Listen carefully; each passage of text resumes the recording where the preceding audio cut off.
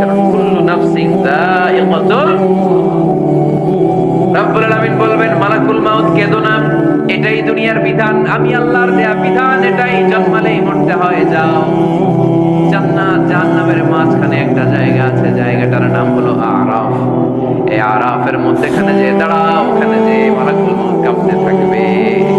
মালাকুল মাউত বলবে আল্লাহ, সৃষ্টির শুরুতে যদি জানতাম, সৃষ্টির শুরুতে যদি জানতাম সবাইকে মৃত্যুদান করার পরে, রূহ কবজ করার পরে আমাকেও মরতে হবে, তাহলে এই কঠিন দায়িত্বের ব্যাপারে আপনার কাছে ক্ষমা চাইতাম। আজকে আমারও যে ভাগ্য বরণ করে নিতে হবে সৃষ্টির শুরুতে, আমি এটা কল্পনাই করতে পারিনি। আল্লাহ বলবেন নো টক, মুত ইয়া মালাকাল মাউত, মর, মরে যা, মর, মরে যাও।